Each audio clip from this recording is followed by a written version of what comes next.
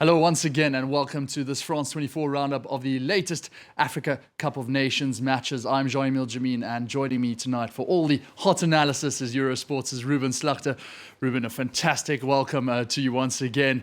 But first, two fantastic fixtures played out on Monday in the Ivory Coast. It all began with a brilliant win for Cape Verde, 1-0 against a stubborn Mauritania to send the small island nation to the quarters. But first, what a pulsating game it was as hosts Ivory Coast knocked out holders Senegal on penalties.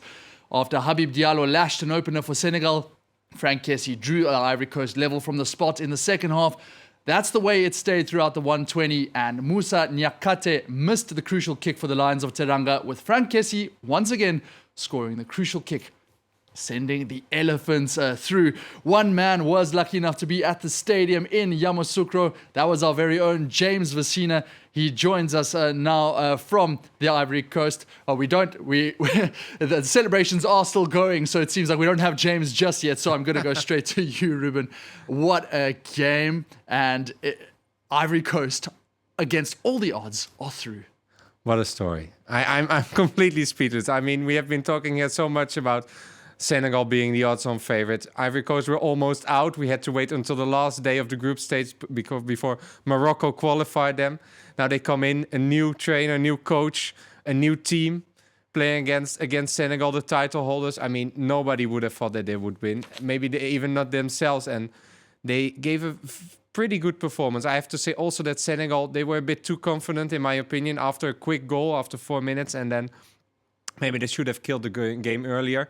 But all credits to Ivory Coast for bouncing back after that 4-0 loss against Equatorial Guinea. Oh, that's exactly what I want to talk about, because you saw the reaction of the crowd. That was almost like the equivalent of Ivory Coast's Brazil moment, that match against Equatorial Guinea. Now all of a sudden, they have done the unthinkable and knocked out the tournament favorites. What is that mentality shift like? Yeah, it's incredible. I think the fact that there's a new manager, we shouldn't underestimate it. It was what was asked by, and I think maybe one of the first times in history that we have a manager from a team fired from a team still in the tournament. Jean-Louis Gasset just out of the hot seat. Incredible story. I think it's a bit harsh that it was only his fault, to be honest. And you just saw today that they had nothing to lose. And that's also how they played. But I have to say also just the last 30 minutes, that's when they started to really believe. They saw that Senegal took it a bit too lightly. And then the game transformed. There were new players coming on. And Senegal, they couldn't turn it around again. So yeah, they had to go into penalties. And then it was there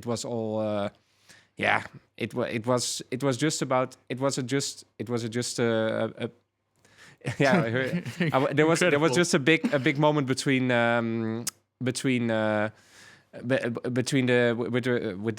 goalkeeper, of course, and I honestly thought that with Mendy in goal, who is pretty good shot stopper, that Senegal would still have the advantage, but yeah, it was against all odds today. It's just absolutely crazy, and I mean, you just think of the work that MS Faye has done in this quick turnaround.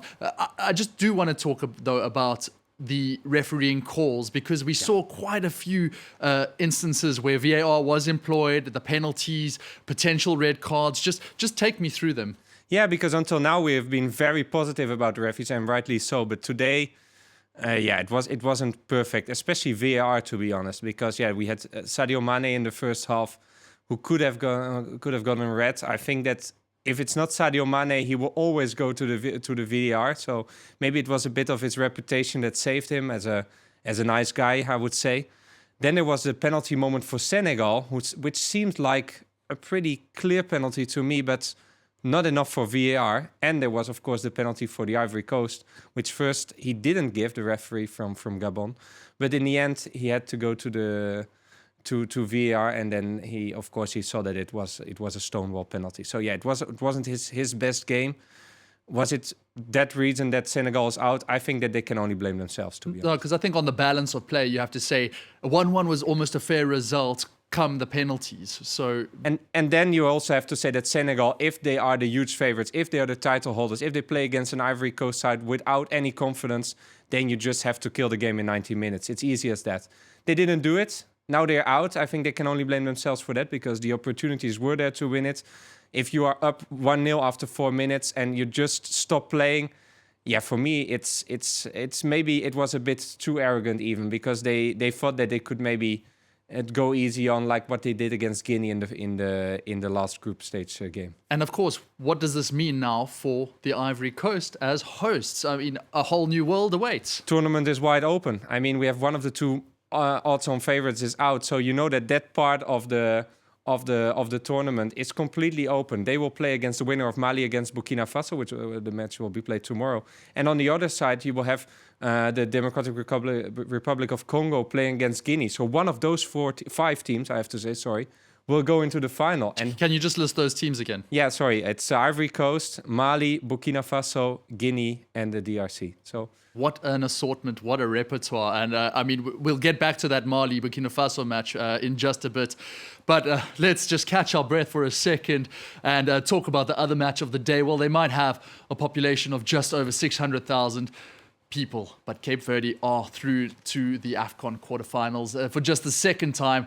That's after they beat Mauritania 1-0. It was all thanks to a very late penalty from captain Ryan Mendes after goalkeeper Moussa Niakhate conceded the foul. Ruben, it's Bobista's team going from strength to strength, and they could perform an upset in the next match. Were you convinced, though, with this performance against Mauritania? No, it wasn't the best game in the tournament, but you can also see that there was more pressure on them because now they were the clear-cut favorites after winning their group. So yeah, the pressure was on them. I think you could see that.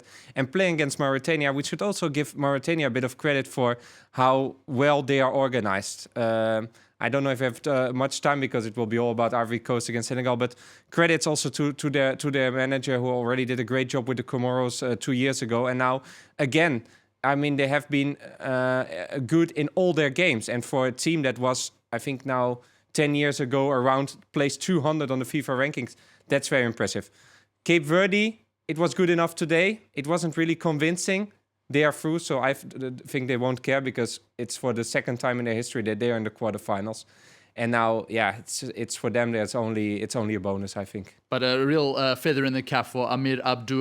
We're going to segue back to the first match, Ruben, because there's still so much emotion to catch up with. Now we can get through to James, this time over the phone. James was in the stadium in Yamoussoukro, and what an atmosphere it must have been. James, just tell us. I mean, you surrounded by the locals there. Did they even believe that this was going to happen? Sure, locals did believe that it would happen, believe it or not. I didn't believe, to be honest, that it was going to happen because it just seemed that it was never going to happen out of anywhere. I love speaking to you guys, but to be honest, I really wanted to stay within the stadium because celebrations are huge right now. The moment those 5 penalties went in, just the crowds went absolutely wild. I think, yes, people believed here that they could turn things around after the last game, but today, the team was just complete. It was just something else compared to before, and they've really managed to put off something incredible, especially against Senegal, who I heard you a bit mention just a bit earlier did sit back after getting that first goal, and that did play against them.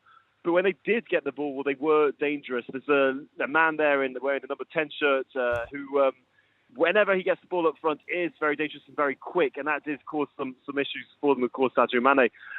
But overall, this is the Ivory Coast almost dictating the tempo of the game in a way because they were much better on the wall than the other times.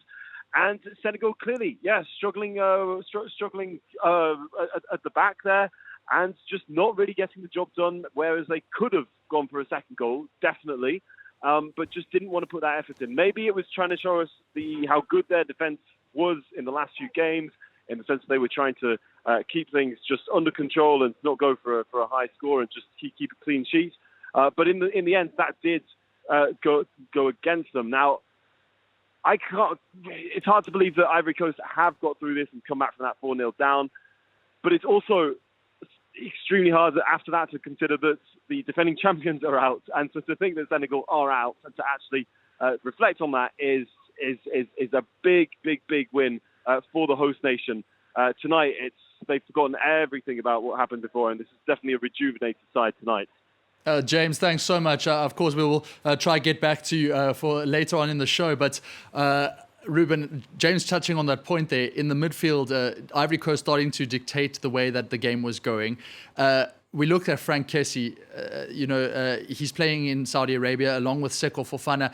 They did seem to find an extra gear when it mattered, coming on as sub, Sebastian Haller as well. They often say that tournaments are won with the best defenses, though. Who at this stage has impressed you in the defense? Do you think Ivory Coast has it? Well, yeah, I have no clue. Yeah, sorry, I will say it like this. I think I would have said that Senegal that Senegal has the best defense in the whole tournament. What we've seen until now. Also, Nigeria pretty impressive defending so far. Yeah.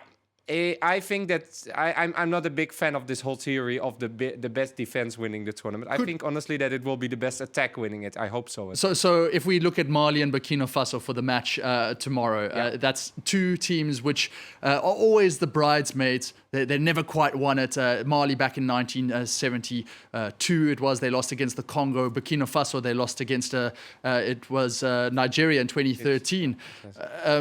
Now, these are two teams which are really going to go for it. Where will that game be won and lost? Well, again, I think that the game will be lost with the team that will attack the best because they can both defend pretty well. I think they're comparable teams. It's a derby, of course. Mali, I think, has a bit more quality, but also Mali are the eternal underachievers, whereas Burkina Faso are the eternal a bit overachievers. They were in the semis 2 years ago. I think from what I've seen until now, Mali were more impressive, but it's only based on that second half against South Africa because the next two games were pretty boring draws against Tunisia and Namibia. They didn't have to, but Mali as a team, they say themselves that they have the best midfield even in the world, so show us tomorrow. For Burkina Faso, I think they love it to be underdogs. I think they will try to play like the underdogs, and if they can just have a single chance with a player like Bertrand Traoré up front, you never know.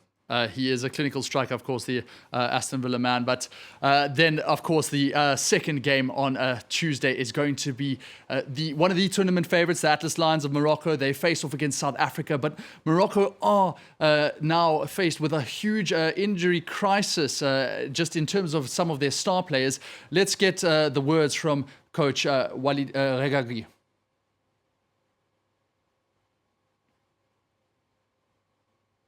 We beat Morocco already 1 year ago in Johannesburg. We played a very good game. We played our best level. And that means that, that we believe in it, that it's possible tomorrow to beat Morocco. But we have to achieve our very, very best level. We will start with an update on Sofiane Boufal. He's unavailable. His Africa Cup of Nations is over. We have lost an important player. It happened in training, just as it could happen in a match. It's a muscle injury that will prevent him from finishing the tournament. Barring a miracle, we will see. Today, it's very complicated for Sofiane. Concerning Hakim Ziyech, it is the same. He hurt his ankle against Zambia. We will do our best to get him on the pitch against South Africa. If we have to take a risk, we will take it. Apologies there. That was the voice of Hugo Broos first saying how Bafana do have a chance against Morocco, but then obviously they're coming up against a very strong side, Walid Regragui, now missing Sofiane Boufal and possibly Hakim Ziyech. Do South Africa have a chance against this depleted Morocco side? If Ivory Coast have a chance against Senegal, then also South Africa have a chance. He says it right there. They're the only team beating Morocco since that famous World Cup in Qatar. So they will be very confident, I think. What we have seen from South Africa until now has been quite convincing. Again, that game against Mali, although they lost the first half, I thought they were pretty convincing. So if they can just attack and hurt Morocco where it hurts in their defense, I think they really have a chance to beat them. But Morocco are still the favorites. They are the favorites, now the odds-on favorites to win the whole tournament. They are the biggest team still in here. I mean, the biggest team also. And of course, Walid is back in the hot seat after being suspended for one game. Yeah. I don't know if that's a big difference, but you have to admit that since he is there, that there's a lot more stability around the Moroccan team. I think that also all the players, now Senegal is out, they can also use that as a motivation to say, okay, now it's up to us to show again that we can win it. And it's such a long time ago that they haven't won it. So yeah, it's a golden opportunity for them as well. And just a quick word, the South African team has a lot of their players coming from one club, Mamelodi Sundowns. How much does that play into a team's favour? Well, you can see it. I mean, it's a well-organized machine. Also, Hugo Broos is an experienced manager, so they have everything what it takes to pull off an upset. If you look purely at the quality on the pitch, of course, Morocco will be favourites. But I think really that South Africa will fancy their chances. And if they will use the match of tonight as a motivation, it can be even better. And what a set of fixtures that we have to look forward to then, of course. That is going to be Mali against Burkina Faso. That's the earlier kickoff on Tuesday, and that's followed by Morocco against South Africa. Both teams having won the African Cup of Nations one time apiece. And that's all that we have for this evening. Of course, just a reminder of those results. Ivory Coast knocking out Senegal, and that came after Cape Verde beat Mauritania to advance to the quarterfinals. Thanks once again to Ruben Slachter, and thanks again to James Vecina joining us from the Ivory Coast. Thank you for watching on this edition of the African Cup of Nations special here on France 24.